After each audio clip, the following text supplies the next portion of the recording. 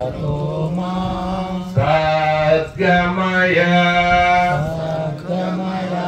పరమాత్మ, మమ్మలను అసత్తు నుండి సత్యం వైపు నడిపించు. రెండోది తమసోమా జ్యోతిర్గమయ, అజ్ఞాన అంధకారం నుండి జ్ఞానం అనే జ్యోతి వైపు నన్ను నడిపించు పరమాత్మ. మృత్యోర్మా అమృతంగమయ, ఓ పరమాత్మ, మృత్యు కంటే పైనున్నటువంటి అమృతమైనటువంటి స్థానానికి మృత్యుంజయుణ్ణి, మోక్షాన్ని ప్రసాదించు. ఓం శాంతి శాంతి శాంతి. సభాధ్యక్షుడిగా ఈ ప్రసంగాన్ని ముగిస్తూ మరి ప్రసంగించవలసిన వాళ్ళు ఉన్నారు. అలాగే మనకు రెండోది క్షుద్బాధ అంటారు, అది ముఖ్యంగా లోపల బాధిస్తూ ఉంటుంది. కాబట్టి ఇప్పుడు మరి మనకు క్రియాయోగ హిమాలయాల్లో నేర్చుకొని మరి మహావతార్ బాబాజీ గారని వారి శిష్యులు యుక్తేశ్వరగిరి, అలాగే లాహిరి మహాశీయులు వారి శిష్యులు యుక్తేశ్వరగిరి, వారి శిష్యులు పరమహంస యోగానంద వారి పరంపరలో వస్తున్నటువంటి మరి జ్ఞానానందగిరి మహారాజు గారు ఈ గోవిందాయపల్లిలో ఈ చుట్టుపక్కలే కాకుండా 2 రాష్ట్రాల్లో ఎంతో మందికి కూడా ధ్యానాన్ని నేర్పుతూ వారు ఎంతో సేవ చేస్తున్నారు. వారి అమూల్యమైనటువంటి సందేశాన్ని మనందరి భక్తులు బంధించవలసిందిగా మనవి. సద్గురు గట్టిగా చప్పట్లు కొట్టట్లేదు. చప్పట్లు ఎందుకు చెప్పేవాడికి టైం లేదు. అందరూ కూడా ఒకసారి దీర్ఘ ఓంకారాన్ని చెప్పండి. ఓ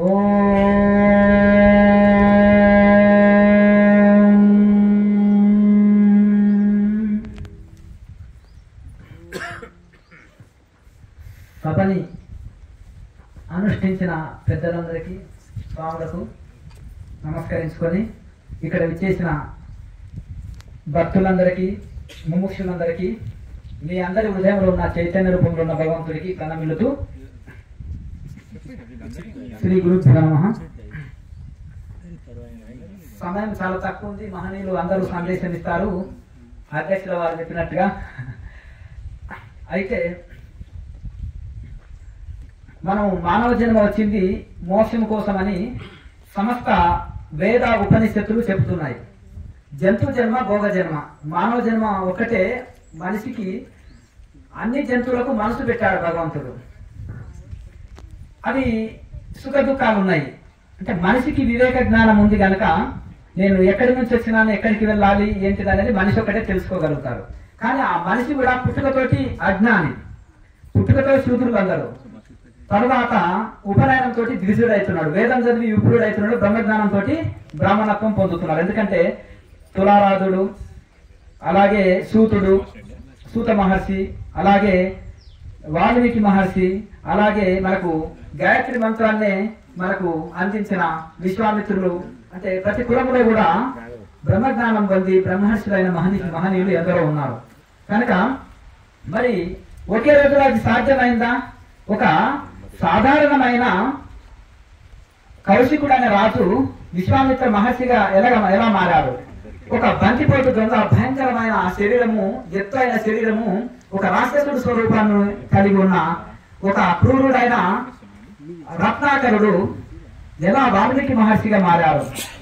గురువుల సాంగత్యం చేత, నారద మహర్షి సాంగత్యం చేత ఒక క్రూరమైన రత్నాకరుడు అనే ఒక బంతిపోటు దొంగ కూడా వాల్మీకి మహర్షిగా మారారు.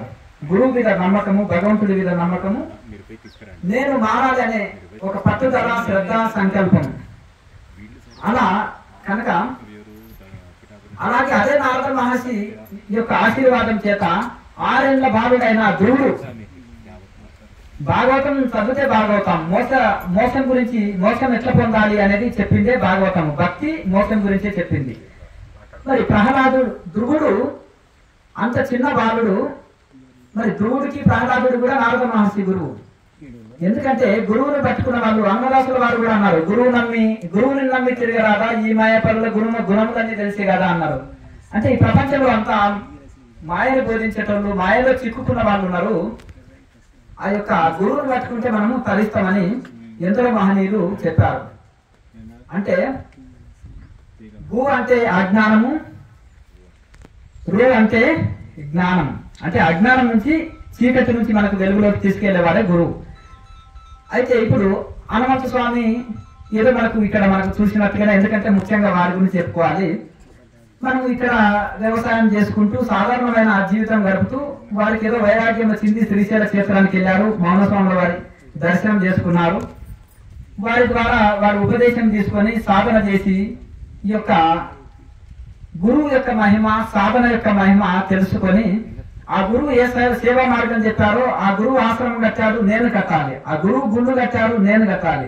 ఆ గురువు అందరికి అన్నదానం చేస్తున్నారు, నేను చేయాలని కొంతకాలం ఇక్కడ అన్నదాన సత్రం కూడా నడిపారు. ఆయన ఏంటంటే చాలా మొదటి మనిషి, పట్టుదల. నిజంగా మనం అనుకుంటాం కానీ శంకరాచార్యుల దగ్గర కూడా ఒక చదువురాని శిష్యుడు ఉండేవాడు, పద్మపాదుడని. అంటే ఎందుకంటే వాళ్ళకి ఏ శాస్త్రాలు రాకున్నా కానీ గురువు మీద ఒక నమ్మకం కుదిరింది అనుకోండి, ఇక మొండి నమ్మకం ఉంటుంది. హనుమంత స్వామి కూడా మరి మౌనస్వామి అంటే చాలా ప్రేమ, చాలా గురుభక్తి. బ్రహ్మం గారికి సిద్ధప్పకు ఎటువంటి సంబంధమో మౌనస్వామికి మనకు హనుమంత స్వామికి గురు శిష్య సంబంధం అటువంటిది. వారి గురువు గారి అనుగ్రహంతో, ఆశీర్వాదం చేత మరి వారు మనకు, ఎందుకంటే వారికి కూడా సహకారాలు అందించిన రామచంద్రారెడ్డి గారు, వాళ్ళిద్దరు రామ లక్ష్మణుల దాకా మంచిగా ఇక్కడ ఈ యొక్క ఇంతమంది దేవాలయాలు, ఆశ్రమం చక్కగా ఏర్పడింది. ఊరు వాళ్ళ గ్రామస్తుల, చుట్టూ ప్రాంతాల వల్ల అందరి సహాయ సహకారాలతో మంచిగా ఏర్పాటు జరిగింది. మరి దీన్ని మనం కాపాడుకోవాలి, గుడికి రావాలి. చాలా మంది ఏమనుకుంటారు అంటే, గురునాయన ఇప్పుడే భగవద్గీత చదువుతున్నావా, సన్యాసి అవుతాడా ఏంటి, వృద్ధులైనాక చదవాలి, ఇప్పుడే గురువుల దగ్గరికి వెళ్తున్నారా పిల్లవాడు, ఆశ్రమాలకు వెళ్తున్నారా అని మనం కంగారు పడతాం. అది కంగారు పడే క్షణం కాదు, పిల్లవాడు బాగుపడే క్షణం. నార్త్ ఇండియాలో, ఉత్తర భారతదేశంలో పిల్లలని దేవాలయానికి దర్శనానికి తీసుకెళ్తారు. రామాయణము, భాగవతము కథలు జరుగుతుంటాయి. భాగవత సప్తాహాలు, రామాయణ సప్తాహాలు అని జరుగుతుంటాయి. అక్కడ ఆ కథలు వినడం వలన మనం ఎంతో మార్పు వస్తుంది. ఇప్పుడు ఎవరికి రామాయణం తెలియదు, భారతం తెలియదు. మరి తల్లిదండ్రులకే తెలియనప్పుడు పిల్లలకి ఎలా తెలుస్తాయి? ఇవి ఎలా తెలుస్తాయి? మనం సజ్జన సాంగత్యం వలన తెలుస్తాయి. కనుక మనము గుడికి వెళ్ళినా కానీ, ఇంట్లో పూజ చేసినా, ఆశ్రమానికి వెళ్ళినా, పిల్లలు వెళితే మనం భయపడద్దు. మనం వెళుతూ తీసుకెళ్ళాలి. మా దగ్గర వస్తారు 7 ఏళ్ల పిల్లవాడు 5-6 గంటలు పద్మాసనంలో కూర్చుంటారు. అమెరికాకి వెళ్ళి ఒక పిల్లవాడు వచ్చాడు. ఆ పిల్లవాడు ఏ విద్యనే కానీ ఒక్కరోజే నేర్చుకోనికి 20 కళలు ఉన్నాయి ఆ పిల్లవాడిలోన. అతను ఒక యాక్టర్, 10 ఏళ్ల బాలుడు, అంటే 12 ఏళ్ల బాలుడు. అతనిలో పాటలు రాస్తాడు, పాటలు పాడతాడు, స్టోరీలు రాస్తాడు, సినిమాలు తీస్తాడు. 10th క్లాస్ ఫస్ట్, అంటే 7th నుంచి డైరెక్ట్ 10th లోకి వెళ్ళిపోయాడు. ఎందుకు? క్రియాయోగం చేయడం వల్ల ఆ పిల్లవానికి అంత మేధస్సు పెరిగింది. మ్యాగ్నెట్ అని ఇంటర్నెట్ లో కొట్టడానికి వస్తుంది ఆ బాబుకు. హాలీవుడ్ సూపర్ స్టార్ ఆ పిల్లవాడు. అంటే మొదటి రోజు నేను క్రియాయోగంలో 12 సంవత్సరాలు చేస్తే ఫలితం పొందాడు, 1 రోజులో పొందాడు ఆ పిల్లవాడు. అదే నమ్మకం. వాళ్ళ తల్లి సత్యసాయి బాబా డివోటి. చిన్నప్పుడే భజన్స్, పూజలు అన్ని వచ్చు ఆ పిల్లవాడికి. పాటలు ఎంత బాగా పడతాడు, మ్యూజిక్ కొడతాడు, డాన్సరు, సింగరు, మల్టీ టాలెంట్స్ అతనిలో. అంటే మన పిల్లలు చెడిపోరు ఎప్పుడైతే ఒక వివేకానందుడికి అంతటి మెమరీ పవర్ ఎట్లొచ్చింది? మామూలు నరేంద్రుడు రామకృష్ణ పరమహంసని పట్టుకున్నారు. రామకృష్ణ పరమహంస కూడా మొండిగా సొంతంగా, అంటే కొంతమంది గురువులతోటి సలహాలు తీసుకుంటూ సాధన చేశారు. కానీ తోతాపురి వారి ఆశీర్వాదం చేత 12 సంవత్సరాలు పొందలేంది 4 రోజుల్లో పొందారు. అట్లా మనం ఒక గురువుని పట్టుకొని వెళితే మనము తప్పకుండా నమ్మకంతో, విశ్వాసంతో మనం ఇది చేస్తే రాయి కూడా రత్నం అవుతుంది. కనుక ఆ విధంగా మనకు అలాగే ఇలా చెప్పుపోతుంటే ఎందరో మహనీయులు వాళ్ళ యొక్క గురువుల సాంగత్యంతో తరించారు. అయితే ఇప్పుడు తల్లిదండ్రులను తీసుకుపోయి ఓల్డేజ్ వేసే సంస్కృతి ఎట్లా వచ్చింది చెప్పండి? మనం నేర్పిందే వాళ్ళకి. పిల్లవాడు చదవాలి, ఉద్యోగము, డబ్బులు బాగా సంపాదాలి, తర్వాత మిమ్మల్ని పట్టించుకోరు. చదివించడం తప్పు కాదు, డబ్బులు, ఆస్తులు ఇవ్వడం తప్పు కాదు, సంస్కారం నేర్పకపోవడం అనేది చాలా పెద్ద తప్పు. ఎందుకంటే నేర్పలే కాబట్టి సంస్కార హీనుడిగా తయారైంది కాబట్టి తల్లిదండ్రులు నేర్పిస్తున్నాడు, తాను కూడా ఏడుస్తున్నాడు. ఎందుకు? సంస్కారం లేదు కాబట్టి ఎవరికి అన్నం పెట్టకున్నా తనన్నా హ్యాపీగా ఉండాలి కదా. సంస్కారం లేదు కాబట్టి ఏడుస్తూ ఉంటాడు. ఇది లేదు అది లేదని ఉన్నదాని విలువ తెలియదు. అదే మీరు సంపద చదువుతో పాటుగా సంస్కారం కూడా ఇచ్చారనుకోండి, కాళ్ళు కడిగి నెత్తిన చదువుకుంటారు, తల్లిదండ్రులని దేవతల్లాగా చూసుకుంటూ సేవ చేస్తుంటారు.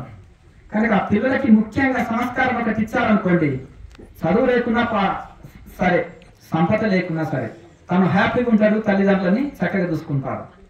కానీ అన్ని ఇస్తున్నాం కానీ సంస్కారం ఇస్తలేము. ఆ సంస్కారం ఎలా వస్తుంది? పుట్టుకతో అందరూ శూద్రులు, పుట్టుకతో అందరూ శూద్రులు. ఇంతవరకే చెప్పుకున్నాం. ఉపనయనంతో ద్విజుడు అవుతున్నాడు, వేదంతో విప్రుడు అవుతున్నాడు, బ్రహ్మజ్ఞానంతో బ్రాహ్మణుడు అవుతున్నాడు, బ్రాహ్మణత్వం పొందుతున్నాడు. అంటే తపస్సు సాధన వలన. అయితే ఇక్కడ మనము పిల్లలని ఆశ్రమాలకు తీసుకొని రావాలి, గుడికి తీసుకొని రావాలి, పెద్దగా ప్రవచనాలు వినిపించాలి. ఇప్పుడు యూట్యూబ్లో ఎన్నో వస్తున్నాయి, టీవీలో మంచి ప్రవచనాలు ఎవరైనా ప్రవక్తలు ఉంటారు, మహనీయులు పండితులు ఉంటారు, ఎవరు చెప్పినా వినాలి. అంటే మంచి మాటలు చిన్న పిల్లవాడు చెప్పినా వినండి అని శాస్త్రం చెప్తుంది. అసత్యము బ్రహ్మదేవుడు చెప్పినా వినకండి అంటున్నారు. బ్రహ్మ అసత్యం చెప్తారు, ఆయన పేరు దేవుడు రాసి పెట్టారు తప్పుడు శాస్త్రాలు. బ్రహ్మదేవుడు తప్పు చెప్పారు, కానీ అట్లా దాని అర్థం ఏంటంటే అట్లా మంచి ఎవరు చెప్పినా తీసుకోవాలని.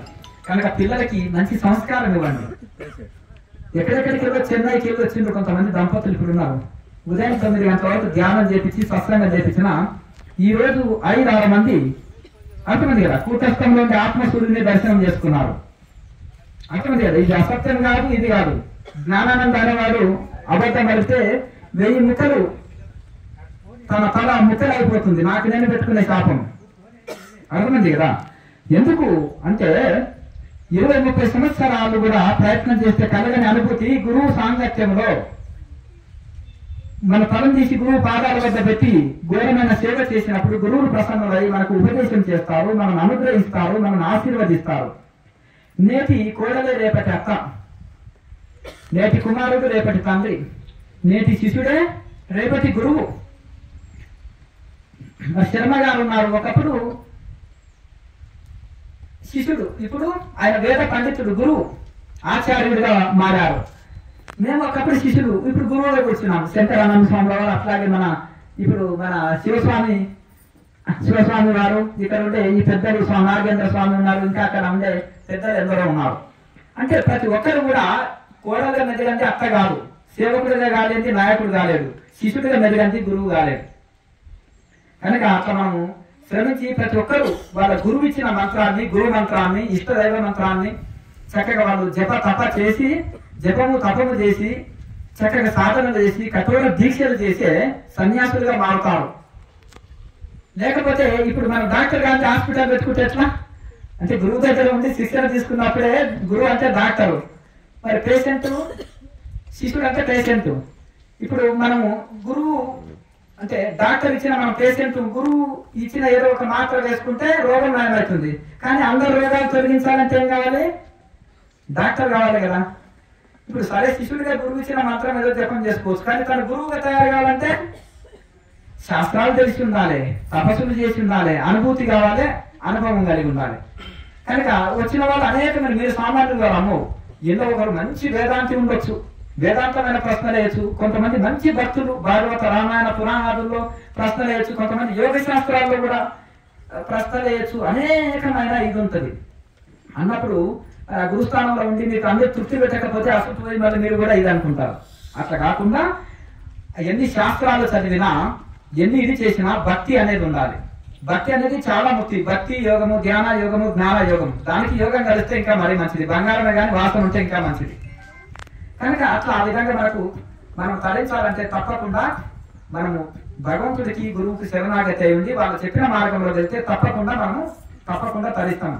మానవ జన్మ తరించుట కోసం వచ్చింది కదా. నా చిన్నప్పుడు నేను కొన్ని తత్వాలని ఒక పుస్తకం రాసుకున్నా. 1,00,000 జన్మల చేరలేని మోక్ష మార్గముని గురు కటాక్ష దీక్ష నంబితే ఈక్ష పొందేదాలు. అంటే తనకు తాను ప్రయత్నం చేస్తే 1,00,000 జన్మలు కూడా పొందకపోవచ్చు అంట. తనకు తాను సాధన చేస్తే 20 సంవత్సరాలు కూడా పొందకపోవచ్చు అంట. ఉదాహరణకు రామకృష్ణ పరమహంస కఠోరంగా 12 సంవత్సరాలు కష్టపడి సాధన చేశాడు. సమాధి స్థితి అందుకున్నాడా చెప్పండి? తోతాపురి దయ వలన 4 రోజుల్లో సమాధి స్థితిలో మిక్కు మనకుండా కూర్చొని పోయాడు. అది గురు కటాక్షం అంటే ఎట్లుంటుందంటే అలా ఉంటుంది. వివేకానందుడు 6 సంవత్సరాలు గురువుగా ప్రవచనాలు ఇచ్చాడు బ్రహ్మ సమాజంలో. అక్కడ ప్రవచనాలు ఉన్నాయి, ప్రాక్టికల్ లేదు. రాజా రామ్మోహన్ రావు గారు చెప్పారు, రాజా రామ్మోహన్ రావు, అయ్యా నాకు ప్రాక్టికల్ లేదు, తపస్సు చేయలేదు, శాస్త్రం చదువుకున్న వేదాంతము, మరి నాకైతే ఇది లేదన్నారు. మళ్ళీ అక్కడ మీరు రామకృష్ణ పరమహంస దగ్గరికి వచ్చిన తర్వాత ఆయన సమాధి స్థితిని అందుకోగలిగారు. అలాగే 7 ఋషులతోటి బోధనలు విన్నారు. మన జనక చక్రవర్తి అష్టావక్రుడితోటి ఆయన దాహం తీరింది, సమాధి స్థితి అనేది ఎంతో అందుకున్నాడు. కనుక మనము కరెక్ట్ సమయంలో, మనకు చిన్నప్పుడు పంతులే గురువులు, వేదం చెప్పిన పండితులు, మనకు మంచి చెప్పిన ప్రతి ఒక్కరికి గురువు. వాళ్ళ రుణం తీర్చుకునేట కోసం వాళ్ళకు శక్తి వంచన లేకుండా సేవ చేయాలి, ప్రతి ఒక్కరిని గౌరవించాలి. కానీ ఈ యొక్క మోక్ష మార్గముని చూపించే గురువు కూడా మనకు అవసరమే. సద్గురువు ఫైనల్. అక్కడ పోతే మనకు జన్మజన్మలు వస్తున్న దాహము, జన్మజన్మలు వస్తున్న కర్మము పోతుంది. యోగాగ్ని దగ్ధ కర్మాన్ని. ఒక చిన్న నిప్పురవ్వ ఉంటే బండెడు కట్టెల్ని కాల్ చేయొచ్చు, అడవులన్నీ భస్మం చేయొచ్చు. జ్ఞానం అనేది ఒక నిప్పురవ్వ అంత ఉంటే చాలు. భగవద్గీత చెప్తుంది. సముద్రం అంత ఎంతో ఉండొచ్చు, చిన్న పడవ, జ్ఞానం అనే పడవలో కూర్చుంటే మనము సముద్రాన్ని దాటివేయచ్చు. అనేక జన్మల పాపరాశి ఉండొచ్చు. కొంత జ్ఞానాన్ని భగవద్గీత చదివి ఇంత ధ్యానం గురువు సాంగత్యం వలన, గురువు చెప్పిన బోధనలు విని సాధనలు చేస్తే ఆ బ్రహ్మజ్ఞానం ద్వారా జన్మజన్మలు వస్తున్న కర్మని కాల్చుకొని మనము జన్మరాహిత్యాన్ని, మోక్షాన్ని మనం పొందవచ్చు. ఇంకా మనకు ప్రవచనం చెప్పే పెద్దలు ఉన్నారు. ఈ మాత్రం గ్రహించుకొని పిల్లలకి ఏం చెప్పుకున్నాము, చదువు ఇవ్వండి, మంచి చదువు ఇవ్వండి, తర్వాత సంపద ఇవ్వండి ఉన్నదంతా, తర్వాత సంస్కారం కూడా ఇవ్వండి. ఆ సంస్కారం ఎట్లా, చిన్నప్పుడు ఉపదేశం ఇప్పియండి వాళ్ళకి. మంచి మీరు కూడా విద్యాబుద్ధులు చెప్పాలి. మీ పూర్వీకులు ఎవరైనా మంచి సేవ చేసిన వాళ్ళు ఉంటే వాళ్ళకు మన వంశం గొప్పతనం చెప్పాలి, భారతదేశం గొప్పతనం చెప్పాలి. ఇప్పుడు ఈ కాలంలో మనము ఈ కాన్వెంట్ స్కూల్ దగ్గర ఇంగ్లీష్ మాట్లాడుతూ ఇంగ్లీష్ వాళ్ళ దాకా 1800 సంవత్సరాల్లో కాన్వెంట్ స్కూల్ వచ్చినాయి ఇంగ్లాండ్లో. మన గురుకులాలు అప్పటికే మనకు ఉపనిషత్తు కాలం నుంచి గురుకులాలు ఉన్నాయి మనకు. ఆ గురుకులాల్లో ఎన్ని విద్యలో సమస్త విద్యల్ని నేర్పించేవాళ్ళు అక్కడ. మన దగ్గర ఉండే భారతదేశము ప్రపంచానికి గురువు, సమస్త విద్యలు ఉన్నాయి ఇక్కడ. కనుక ఇక్కడి సంస్కారం, ఇక్కడి సంస్కృతి, ఇక్కడి సాంప్రదాయము, ఇక్కడి ఆచారం, ఇక్కడి కట్టు జుట్టు బొట్టు ఆచారం, ఇవి మనం ఆచరించి మనము మన పిల్లలకి నేర్పాలి. మన పిల్లలకి మనము వారసత్వంగా మనం అందియాలి. వాళ్ళు వాడి వదిలేసిన కొత్త పద్ధతుల్ని మనం అనుసరిస్తున్నాం. ఇప్పుడు మనం ఒక యోగా స్కూల్స్ ఉన్నా, ఆయుర్వేద స్కూల్స్ ఉన్నా ఎక్కువ విదేశీయులే వస్తున్నారు. వాళ్ళు అలోపతి వాడి సైడ్ ఎఫెక్ట్ లో చేసి మన ఆయుర్వేదం వాడుతున్నారు. మన దగ్గరికి ఎంతో మంది ఇంగ్లాండ్, అమెరికా, జర్మనీ కుర్రాళ్ళు, అబ్బాయిలు, అమ్మాయిలు వచ్చారు. యూత్ మమ్మల్ని అడుగుతారు, భారతీయులు ఎంత తెలివి తక్కువ కుర్రాళ్ళు అంటున్నారు. మీరేమనుకుంటున్నారంటే ఇక్కడ కుర్రాళ్ళు చాలా తెలివివంతులం అండి, కంప్యూటర్ మా పిల్లవాడికి కంప్యూటర్ అండి, మార్కులు తక్కువ వస్తే సూసైడ్ చేసుకుంటారు, అంత వీక్గా ఉంది. అర్థమైంది కదా. సెల్ఫ్ కాన్ఫిడెన్స్ లేదు, ఆత్మవిశ్వాసం లేదు, మనోబలం లేదు. ఇంకా ఆత్మబలం ఎట్లకే వస్తుంది? ధ్యానం చేస్తే మనోబలం, ఆత్మబలం అన్ని పెరుగుతాయి. ఓ పర్వతమా పెరుగు అంటే పెరుగుతుంది అంటారు వివేకానందుడు. అంటారు ఒక ఋషి వచ్చి, ఓ పర్వతమా పెరుగు అంటే సైడ్ ఇస్తుంది. ఆనాడు వేదవ్యాసుల వారు వచ్చినప్పుడు నది 2 పాయలుగా చీరి గోపికలకు దారి వదిలిపించారు కదా. అంటే అంత కాన్ఫిడెన్స్ తోటి ఉంటారు. కొండంత సమస్య వచ్చినా ఘోరంతగా యోగికి తోస్తుంది. రామకృష్ణ పరమహంస, రమణ మహర్షి, మలయాళ స్వామికి రోగాలు రాలేదా, నొప్పులు రాలేదా చివరి దశలో? కానీ సూర్యుడు ముందర దీపం ప్రభావం ఉండదు. యోగికి ప్రారంధం ఉండదు, భక్తుడికి ప్రారంధం అనేది ప్రభావం చూపలేదు. కడుపులో నొప్పి లేచే వాడికి ఇంజక్షన్ ఇచ్చిన వాడికి, మత్తు ఇంజక్షన్ ఇచ్చిన వాడికి కడుపులో నొప్పి తెలియనట్టుగా వాడు బ్రహ్మానందంలో ఆత్మస్థానంలో ఉంటారు. మనం దేహస్థానంలో ఉండే వరకు చిన్న బాధలు గొప్పగా అనిపిస్తాయి, చిన్న కష్టాలు గొప్పగా అనిపిస్తాయి.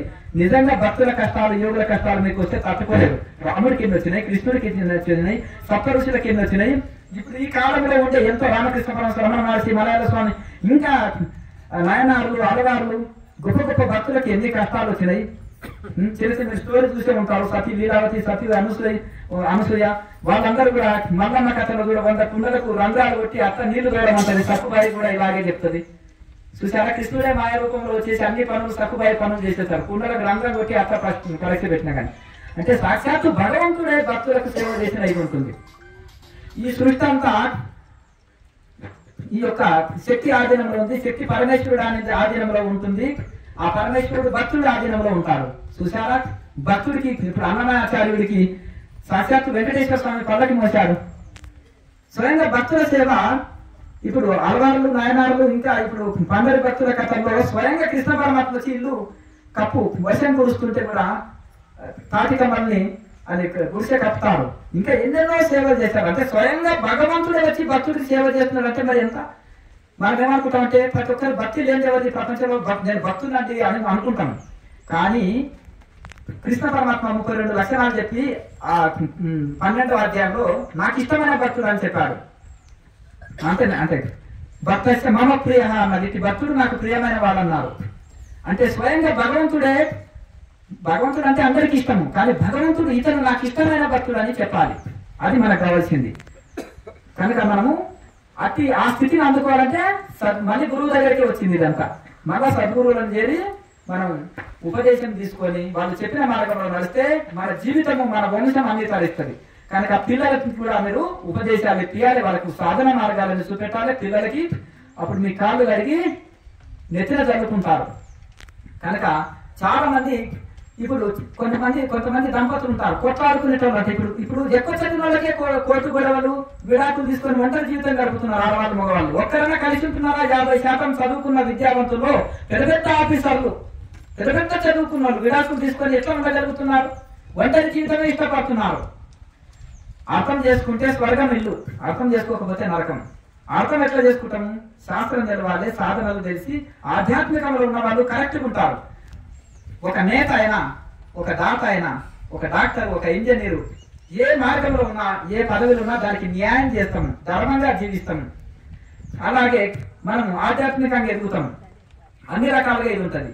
ఇప్పుడు ఈ కాలంలో చదువుతుంది కానీ సంస్కారం ఇచ్చే చదువులు కావు. అందుకనే 6 నెలలకే విడాకులు, పిల్లలు ఇంత చిన్న పిల్లలున్నా విడాకులు, ఒంటరి జీవితానికి అలవాటు పడ్డారు. ఎందుకంటే అదే సంస్కారం ఇస్తే భర్తకు కొన్ని ధర్మాలు ఉంటాయి. ఆయన శ్రీరాముడు లాగా సీతలాగా నా భార్య ఉండాలనుకుంటారు, కానీ ఆయన శ్రీరామచంద్రుడు లాగా ఉండాలి. కనుక ఇక్కడ మనం కూడా ఏం చేయాలంటే భర్త ధర్మాలు భర్త, భార్య ధర్మాలు భార్య పాటించినప్పుడు పిల్లలకు కూడా బోధన చేసినప్పుడు పిల్లల ధర్మం పిల్లలు. తర్వాత ఇది ఉన్నప్పుడు శిష్యుడు ధర్మంగా శిష్యుడు బోధించినప్పుడు, అంటే గురువు ధర్మంగా గురువు బోధించినప్పుడు శిష్యుడు ధర్మంగా శిష్యుడు సాధనలు చేయాలి. అట్లా ఈ విధంగా ఎవరి ధర్మాలను వాళ్ళు ఆచరిస్తే మనం ఏం చేస్తామంటే ఇతరుల ధర్మాల గురించి చాలా పర్ఫెక్ట్ గా చెప్తాం, మన ధర్మాన్ని మాత్రము ఎగరగొట్టేస్తాం. అంతేనా కదా? పిల్లలంటే ఇట్లా ఉండాలి నాయన, వాళ్ళ పిల్లలు చూసి నేర్చుకో. మనం తండ్రి ఎట్లా ఉండాలనో లేదు, తాగి వచ్చేస్తాం ఇంటికి. అంతేనా కదా? భార్యని తండ్రిని పిల్లల ముందరనే కొడతాం. ఇంకా మరి పిల్లలు ఎలా నేర్చుకుంటారు? పిల్లలు ఎలా ఉండాలి అలా ఉండాలంటే చెప్తే వినడానికి ఎవరు లేరు. కనుక తండ్రి ధర్మం తండ్రి నెరవేర్చాలి, తల్లి ధర్మం తల్లి నెరవేర్చాలి. అప్పుడు పిల్లలు చెప్తే వింటారు. కనుక ఇప్పుడు మీరు వెళ్ళి గురువు దగ్గరికి దేవుడి దగ్గరికి వెళ్ళి దండం పెట్టుకోండి, పిల్లలు ఆటోమేటిక్ వచ్చి దండం పెట్టుకుంటారు. ఆ సంస్కారం ఆటోమేటిక్ వస్తుంది. నార్త్ ఇండియాలో చూడండి, ఉత్తర భారత్లో ఎంత మంచి సంస్కారం. వాళ్ళ పెద్దలకు వాళ్ళు నమస్కరిస్తారు, వాళ్ళ పెద్దలకు వాళ్ళు నమస్కరించుకొని ఇలా అంత సంస్కారం ఎలా ఉంటుంది అంటే చిన్నప్పటి సంది ఋషులు ఎక్కువ, అక్కడ మహానుభావులు ఎక్కువ, ఆశ్రమాలు ఎక్కువ, సజ్జన సాంగత్యము. అలాగే వాళ్ళకి ఈ సంస్కారం అనేది తాతల నుంచి పిల్లలని గుళ్ళకు ఆశ్రమాలకు తీసుకెళ్లి ప్రవచనాలు విని ఉపదేశాలు ఇప్పిస్తారు. వాళ్ళు తీసుకొని ఆచరించి ఇలా ఉంటది. కాబట్టి పరంపర ఇలా కొనసాగుతుంది. మన భారతదేశం గొప్పది. మన పరంపరను విడవకండి, మన గురు పరంపరను విడవకండి, సాధనలు విడవకండి. మానవ జన్మ వచ్చింది ముక్తి కోసం, దానికై ప్రయత్నం చేసి మీ జన్మని ధన్యం చేసుకోండి. హరి ఓం తత్సత్. ఈ యొక్క హనుమంతు స్వామి ఎంతో శ్రమ కోర్చి ఆశ్రమం కట్టించి మనకు అందించారు. దీన్ని మనం సద్వినియోగం చేసుకుందాము.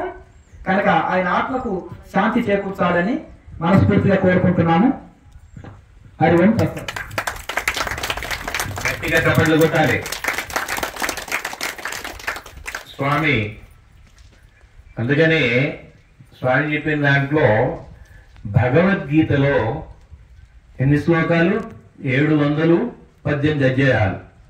అయితే మనం అడిగినట్టు అడిగాడు అర్జునుడు, ఏమయ్యా నువ్వు బ్రహ్మాండం చెబుతున్నావు, మన సభలాగా గంటలు చెప్తున్నావు, 700 శ్లోకాలు చెప్తున్నావు. ఈ మనసు చాలా చంచలమైనది, మరి దాన్ని ఎట్లా మనం ఎట్లా మరి మా వయసులో ఎట్లా అవుతుంది, మనసు మా ఆధీనంలోకి ఎట్లా వస్తుందంటే అభ్యాసేన వైరాగ్యేన అని చెప్పేసాడు. క్లియర్ ఏమిటంట, రెండిటి వలన అభ్యాసేన వైరాగ్యేన. ఇంతకంటే పరమాత్మ మనకి అందించాల్సింది ఏం లేదు. అభ్యాసము ద్వారా వైరాగ్యము ద్వారా.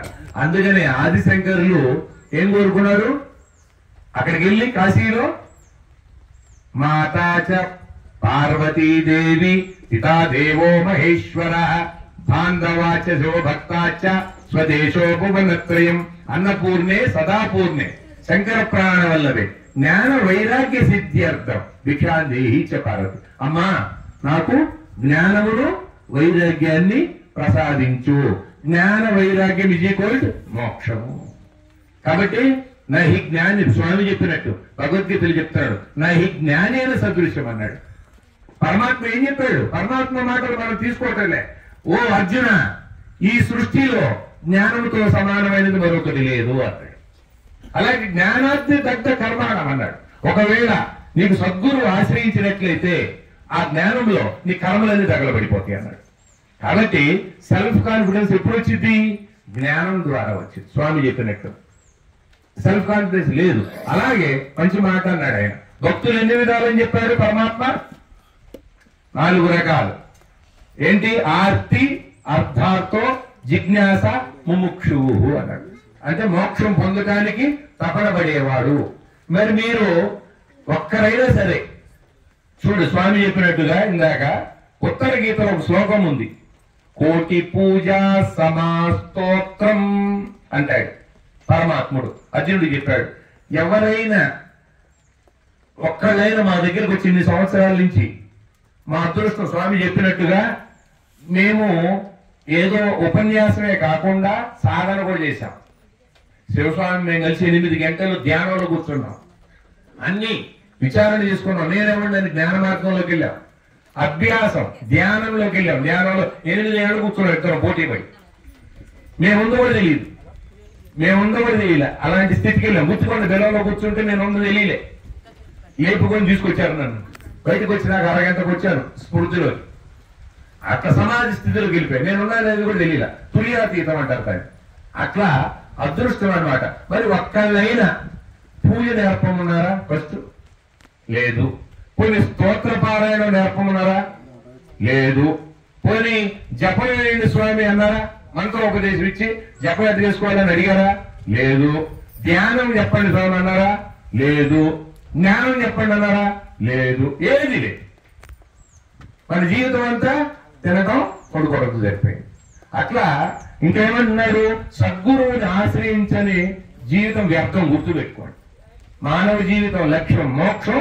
సద్గురువుని ఆశ్రయించకపోతే వాడి జీవితం వ్యర్థం. మరి దీంట్లో గురుగీతలో ఒకసారి మన పార్వతీదేవి పరమేశ్వరుడు చెప్తున్నాడు, గురవో బహవసంతి శిష్య విత్తాపహారకా తమేకం దుర్లభం మన్యే శిష్య హోత్తాపహారకం. చాలా వినాలి ఇది. ఓ పార్వతి, ఈ లోకంలో శిష్యుల యొక్క ధనాన్ని హరించేవాళ్ళు, ఏదో చెప్పి శిష్యుల దగ్గర డబ్బులు ఒప్పుకునేవాళ్ళు ఉన్నారు. కానీ నిజమైన శిష్యుడి యొక్క హృదయ తాపాన్ని హరించేది ఒక్కడము ఆ గురువుని పొందటం చాలా దుర్లభం అన్నాడు. అటువంటి గురువు దొరకటం దుర్లభం అన్నాడు. కాబట్టి మన సమయం మళ్ళీ మధ్యలో చెప్పుకుందాం. ఎందుకంటే నహి జ్ఞానేన సదృశం. గుర్తు పెట్టుకోండి, అన్నం తిన్నా కూడా చచ్చిపోతాం మనం, శరీరం అయితే పోవాల్సిందే. కానీ జ్ఞానం ఎప్పుడైతే పొందావో మృత్యుంజయుడు అవుతావు, మృత్యు లేకుండా పోతావు.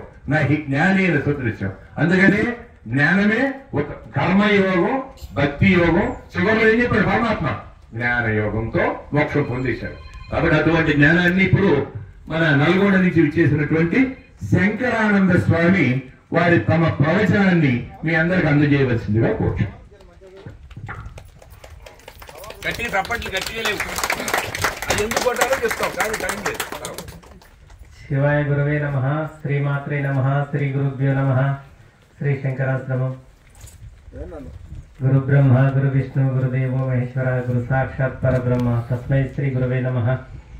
श्री श्री श्री विश्वेश्वरानंद गिरी महाराज की जय, नाग साधु परंपरा की जय, अघोरी साधु परंपरा की जय। जय महाकाल, जय महावीर। ఈరోజు మన హనుమంతు స్వామి వారి యొక్క మండల పూజ కార్యక్రమానికి సాధు సంతులు మరియు పండితులు మరియు భక్త జన బృందం ఈ కార్యక్రమానికి విచ్చేసినారు. చాలా వరకు కూడా ఒక సాధువు యొక్క కార్యక్రమం వారి సేవైక్యం చెందిన తర్వాతకి ఏ విధంగా చేయాలనేది మన దక్షిణ భారతదేశంలో చాలామందికి తెలియదు. ఆ విధంగా ఉంటూ ఉత్తర భారతదేశానికి వెళ్ళి అఖాడాలో శిక్షణ పొంది నాగసాధు పరంపరలో మరియు దక్షిణ భారతదేశానికి విచ్చేసి నల్గొండ ఆశ్రమం శ్రీ శంకరాశ్రమం నిర్మాణం చేసి నిత్యము కూడా 10 అఖండ జ్యోతులు వెలుగుతాయి. అక్కడ గోపూజ, గోవులు ఉంటాయి, నిత్యము అజ్ఞారాధన ఉంటుంది, వికాల అర్చన జరుగుతుంది, నిత్యము అన్నప్రసాదం జరుగుతుంది. మానవ సహాయ సహకారాలు లేకుండా జరుగుతాయి. అక్కడ చందాలు ఉండవు, గలపెట్టలు ఉండవు, విరాళాలు ఉండవు. కానీ ఎంతమందికి వచ్చినా భోజనాలు పెడతారు, ఎంతమందికి వచ్చినా కానీ యజ్ఞ యాగాదుల్లో పాల్గొనిస్తారు. ఒక గురువుని నమ్ముకుంటే అంత గొప్ప స్థితిని కలుగజేస్తారన్నమాట. పెద్దలందరూ కూడా ఇంతకుముందు చెప్పినారు గురువు యొక్క పరంపర ఎట్లా ఉంటుంది అనేది. గురువు యొక్క విధానం అనేది ఎట్లుంటదంటే, ఒక చెరుకు తిన్నటువంటి వాడికి అనుభవపూర్వకంగా అది తీయగుంటది అని తెలుస్తుంది. కానీ గురువు లేనటువంటి వారికి చక్కెర అని చెప్పి లేకపోతే చెరుకు అని చెప్పి ఒక పేపర్ మీద రాసి అది ఎంత నాకి నా పేపర్ చినిగిపోతుంది కానీ తీయదనం ఉండదు. ఆ విధంగా గురువుల యొక్క అనుగ్రహం అనేది శాశ్వతమైనటువంటి పరంపర గురువుల యొక్క అనుగ్రహం అనేది ఉండాలి. దానికి ఎన్నో బాధలు, ఎన్నో కష్టాలు, ఎన్నో పరీక్షలు అట్లా అనేకమైనటువంటి పొంది గురువుని చివరి వరకు కూడా వారి యొక్క పాదాలని పట్టుకోవడం ద్వారా అన్నీ వస్తాయి. మా యొక్క ఈ విధి విధానంలో గురువు గారు వేద పారాయణ కరు, వేద శాస్త్ర ఉపనిషత్ పారాయణ కరు అని చెప్పేవారు. గురువు గారి యొక్క పాదసేవ చేస్తూ ఆ పాదాలనే వేదాలు ఉన్నాయి, ఉపనిషత్తులు ఉన్నాయి అని చెప్పి ఆ పాదాలని తీసుకొని ఈ నుష్టికి రాసుకునేవాడిని నేను. వారి యొక్క దయతోనే ఆశ్రమంలో ప్రతి సోమవారం, ప్రతి అమావాస్య, ప్రతి పౌర్ణానికి గత 8 సంవత్సరాల నుంచి 3800కు పైన రుద్ర నమక చమకాలతోని యజ్ఞం జరుగుతుంది. అక్కడ యజ్ఞం చేస్తే సాక్షాత్ శివశక్తి, రుద్రశక్తి వస్తుంది. మన శివస్వామి మరియు వీరు శ్రీనివాస స్వాముల వారు కూడా ఆశ్రమానికి వచ్చినారు. యజ్ఞం చేసిన 5 నిమిషాలకు పైన ఆరా వస్తుంది, పైన పొగ ఉంటుంది, కింద పొగ ఉండదు. అదే ధ్యాన భాషలో ఆరా అంటారు. మరి ఇక్కడ యజ్ఞం చేస్తే యజ్ఞం దగ్గర నుంచి రాదు, అది బయట నుంచి వస్తుంది అనమాట. అదే సిద్ధ యోగులు ఉండే అటువంటి ప్రదేశం. అక్కడ పుట్ట అమ్మవారు ఉంటుంది, దాంట్లో ఎప్పుడు 3 సర్పాలు ఉంటాయి, దగ్గరికి వెళ్ళి పూజ చేసిన ఏమనవు. అట్లా మహాత్ములు ఉండే అటువంటి యొక్క స్థలాలు ఆ విధంగా ఉంటాయి, సిద్ధత్వం కలిగినటువంటి స్థలాలు ఆ విధంగా ఉంటాయి. కాబట్టి యోగులు, గురువులు వారి యొక్క ఆధీనంలో ప్రతి భక్తుడు ఉండడానికి ప్రయత్నం చేయాలి. ఎందుకంటే ఒక 100 మందికి భోజనం పెట్టడం అంటే అది ఆసామాసి కాదు. ఒక యజ్ఞం చేయడానికి ఎంతో ఖర్చు వస్తుంది. అవి 3800 పైన జరిగినాయి అంటే అది మాటలుగా. నిరంతరం ఒక జ్యోతి పెట్టడం కష్టం, 10 జ్యోతులు అఖండ జ్యోతులు వెలగడం చాలా కష్టం. ఇవన్నీ ఎవరి ద్వారా జరుగుతున్నాయి? మానవ బలం ద్వారా కాదు, గురువుల యొక్క బలం ద్వారా, వారి యొక్క దయ ద్వారా జరుగుతున్నాయి. కాబట్టి ఈ రోజులలో మరి దేవతలు, గురువులు ఒక వస్తువు ఇట్లా ఇస్తారట అంటే ఇస్తారు, మనలో సత్యం ఉంటే ఇస్తారు. మరి లేకపోతే ఇన్ని కార్యక్రమాలు, గొప్ప గొప్ప కార్యక్రమాలు ఏ విధంగా జరుగుతాయి? నాకు ఉద్యోగం లేదు, అమ్మ నాయన సంపాదించిన ఆస్తులు లేవు, ఏవి లేవు, కానీ పిలిస్తే పరమాత్ముడు వర్షం కురిపిస్తాడు. ఎక్కడ సాధువులు వచ్చినా అక్కడికి సాధువులు వస్తే సన్మానం చేస్తాం, గౌరవిస్తాం, ఆశ్రమ పద్ధతిలో వాళ్ళని సత్కారం చేస్తాం. ఏ ప్రదేశానికైనా ఏ ఆశ్రమాలకైనా సాధు సంతుల యొక్క రాకపోకలు అనేవి జరగాలి. సాధు దర్శనం పాపనాశనం. ఎక్కడ సాధువులు కనబడితే అక్కడ దర్శనం చేయాలి, వారు దండం పెట్టాలి. ఈ దక్షిణ భారతదేశంలో మన దగ్గర ఉన్నటువంటి దుస్థితులు ఏంటంటే సాధువుని గౌరవించరు, సాధువుల్ని వాళ్ళు ఇంకా తక్కువలుగా చూస్తారు. అసలు సాధువు అంటేనే అసలు వీళ్ళు ఏదో పనికిరాని వాళ్ళు అన్నట్టుగా చూస్తారు. కానీ ఉత్తర భారతదేశంలో చిన్న పిల్లవాడు, మేము బద్రీనాథ్ యాత్ర పోతున్నాం నడుచుకుంటూ, ఆ పొద్దునట్టు ఒక 8 ఏళ్ల పిల్లవాడు ఆ కిరాణా షాప్కి వచ్చినాడు. మేము అక్కడే ఉన్నాం, ఇట్లే చిన్న వర్షం పడుతుంది. ఆ పిల్లవాడు బిస్కెట్ కొని వాడు బిస్కెట్ పొట్లం నాకు ఇచ్చేసి అట్లా నేను ఆశ్చర్యపోతున్నా. నమస్కారం చేసినాడు, వంగబడి దండం పెట్టుకున్నాడు, పాద నమస్కారం చేసుకున్నాడు. ఈ 5 రూపాయల బిస్కెట్ వాడు నా చేతిలో పెట్టి వెళ్ళిపోతున్నాడు. అంటే సాధువుల యొక్క సంస్కారం అనేది అంత గొప్పగా ఉంటుందని చెప్పి ఆ చిన్న బాలుడు గమనించినాడు. కానీ మన దగ్గర అది లేదు. ఒక గురువు అంటే గౌరవం లేదు, పెద్దలంటే ఇంకా అంతకంటే లేదు. అసలు మానసికమైనటువంటి మనిషి యొక్క ఒక సంస్కారాలే లేకుండా బతుకుతున్నారు అనమాట.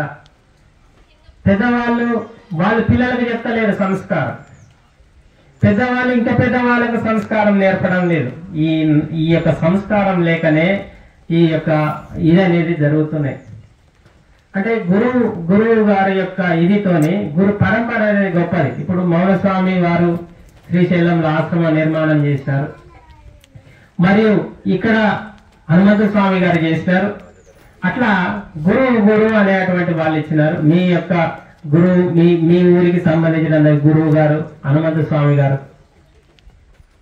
మరి వారు కూడా తన యొక్క ఇల్లు సంసారాన్ని అన్ని కూడా వదిలేసుకొని ఒక స్థాయికి ఇక్కడికి వచ్చేసి ఇక్కడే ఉన్నాడు, ఇక్కడే చేసుకున్నాడు, శివైక్యం చెందినారు. ఈ గురువు స్థానంగా దీన్ని ఇక్కడ స్థానం ఏర్పరిచినారు. జీవితంలో ఎన్ని ఆస్తులున్నా లేకపోయినా, ఎన్ని పదవులున్నా లేకపోయినా, ఎన్ని ఉద్యోగాలున్నా లేకపోయినా, ఎన్ని డబ్బులున్నా లేకపోయినా, ఎన్ని ఆస్తులున్నా లేకపోయినా, ఎన్ని భూములున్నా లేకపోయినా, జీవితంలో ఒక సద్గురువు అనేటువంటి వారు మీ జీవితంలో లేకపోతే ఇవన్నీ కూడా గుండుసున్నతో సమానం. ఎందుకంటే మనిషి చనిపోయినాక కూడా అక్కడ యమదూతలు అడుగుతారన్నమాట, నీకు గురువు ఉండా అని. జీవితంలో ఒక గురువుని సంపాదించుకుంటే వారి యొక్క తరము 10 తరాలు ఉద్ధరించబడతాయి. అది తెలియదు. ఎందుకంటే గురు సంప్రదాయం మర్చిపోయినారు, దాన ధర్మాలు మర్చిపోయినారు, భగవంతుడు అనేది మర్చిపోయినారు. చివరికి ఇంట్లో 2 దీపాలు పోయి అవి నెలకొకసారి నెలమాసకం లాగా సంవత్సరికం లాగా ఏదో పండుగ వచ్చినప్పుడే దీపం పెట్టేటటువంటి వ్యవస్థకు వచ్చినారనమాట. అందరూ కూడా చెప్పేవాళ్ళు లేరు, చెప్పేవాళ్ళు ఉన్నా కానీ గురువుల దగ్గరికి పోరు. కాబట్టి ఇదనమాట. ఏదైనా సరే చిన్నతనం నుంచి పెద్దలు చెప్పినారు, చిన్నతనం నుంచే పిల్లలకు సంస్కారం నేర్పించాలి, గుడికి తీసుకెళ్ళాలి, పెద్దల్ని గౌరవించమని చెప్పాలి. ఇంకా పెద్దవాళ్ళు మహాత్ములు కనబడితే పాద నమస్కారం చేయమని చెప్పాలి. అది లేదు. ఎప్పుడో 60 ఏళ్ళు వచ్చినప్పుడు యజ్ఞ యాగాదులు చేయాలి, ఎప్పుడో 50 ఏళ్ళు 70 ఏళ్ళు వచ్చినప్పుడు దేవుడి గుడికి పోవాలి, ఎప్పుడో 60 ఏళ్ళు వచ్చినప్పుడు గురువుల్ని చేరాలని చెప్పి అది అంటారనమాట. ఆ 60 ఏళ్ళు వచ్చినప్పుడు ఏదన్నా దేవాలయానికి పోదామంటే, ఏదో గంగోత్రు యమునోత్రు అట్లాంటి యాత్రలు చేద్దామంటే అక్కడ ఆ చలికి నిర్ణయాలు తిరిగి విసుకుతారు. ఎందుకంటే ఈ చలికే తట్టుకోలేకపోతున్నారు. చిన్నప్పటి నుంచి కనుక ఇవన్నీ ఉంటే అవన్నీ కూడా తిరిగి వస్తే ఒక మనిషి తన వంశాన్ని ఉద్ధరించుకుంటాడు కదా. ఒక వంశం కోసమే ఘోర తపస్సులు చేసి భగీరథుడు బ్రహ్మలోకం పోయి అక్కడ బ్రహ్మ గురించి తపస్సు చేసి తమ యొక్క పూర్వీకుల యొక్క వాళ్ళ యొక్క అస్థికల మీద నుంచి ఈ గంగామాతను అక్కడి నుంచి తీసుకు